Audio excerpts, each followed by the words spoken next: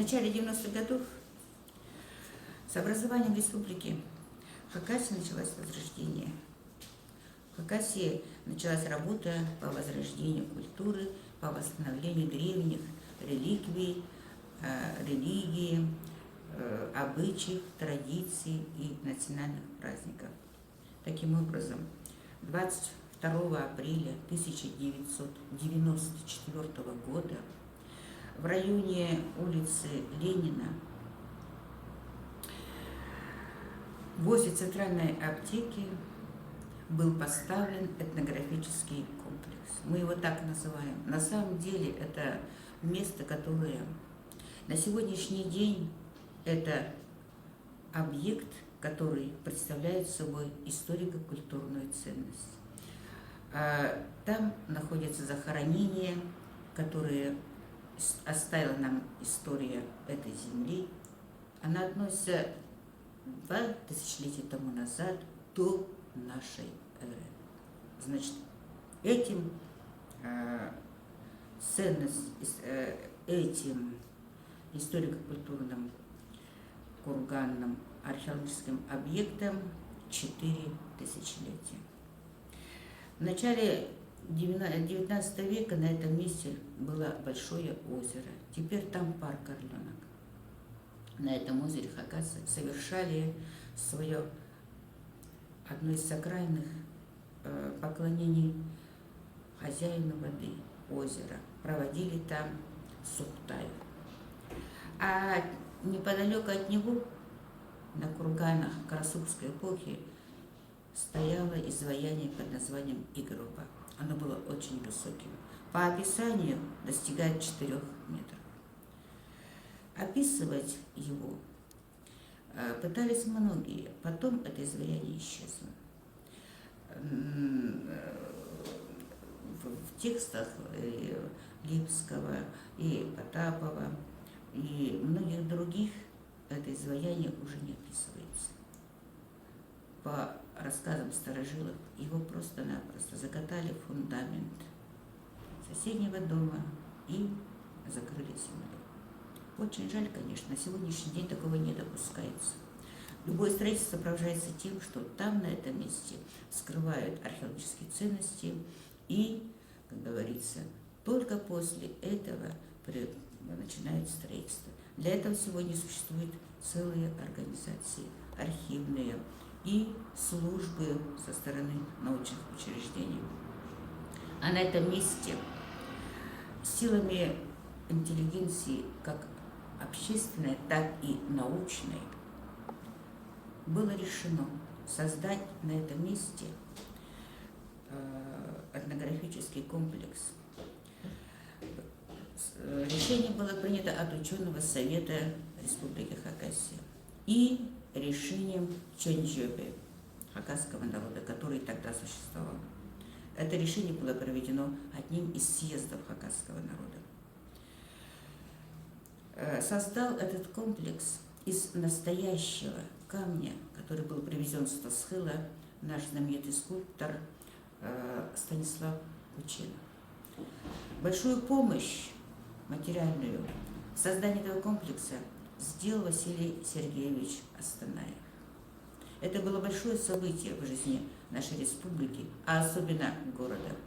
Именно в центре города, как пуповина нашего города, возник вот такой историко-этнографический комплекс. Мы его теперь затрудняемся, как назвать.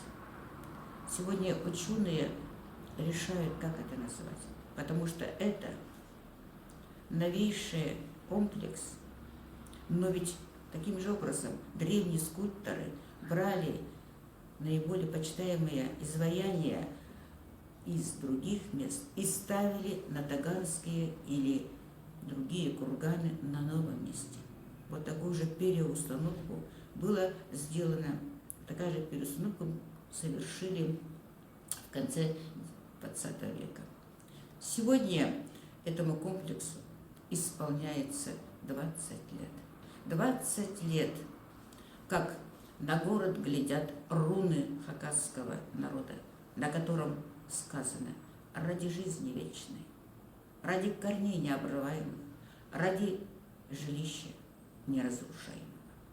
Оно высечено на этом же камне, где изображен Кюгурт-хан, один из самых почитаемых богов не только хакасского народа, но и всего евразийского язычества. Рядом возвышается Киметас. Он по-настоящему на сегодняшний день обозначает много символов, которые сохранила для нас наша история. Над ним, над расшифровкой, работали очень много ученых.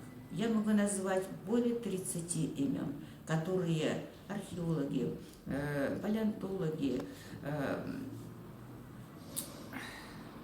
астроархеологи и этнографы, очень много среди них было философов, которые пытались расшифровать вот их символы. Ясно одно, что многие из них относятся к окуневской эпохе, если правильно сказать. Это 5000 лет до нашей эры. Хакасское слово «вера», «кихтенес», происходит от слова «кихт» – «высеки». Сегодня хакасский народ верит в то, что когда было высечено на камнях, все, что там есть, те символы 9 богов, 3 мира, солярный знак, 3 цвета жизни, все это сегодня живет. Достаточно сказать, что все 3 цвета, цвет неба, огня и сакральной чистоты на гербе нашем, на флаге государственном. А гербом его является солярный знак, знак вечности. Сегодня творческой, научной общественностью решено это место снова называть. Но так назвать, чтобы оно жило в поколениях. Пусть там стоит теперь уже не Игер-оба, пусть это будет Ноо-Мингир под названием Киметас. Может быть, мы назовем его и Киметас. Что такое Киметас? Это лодка вечности, по которой будет плыть весь город. И не только город, а вся республика. В этот год юбилейный для этого камня. Вокруг него общественность желает создать круг вечности, мегафон, посадив там вечно зеленые деревья. И в этот день каждое дерево будет иметь собственного эзы, хозяина, организации, придя своим оргкомитетом или своим ядром, или делегацией, каждый будет садить на этом месте свое дерево.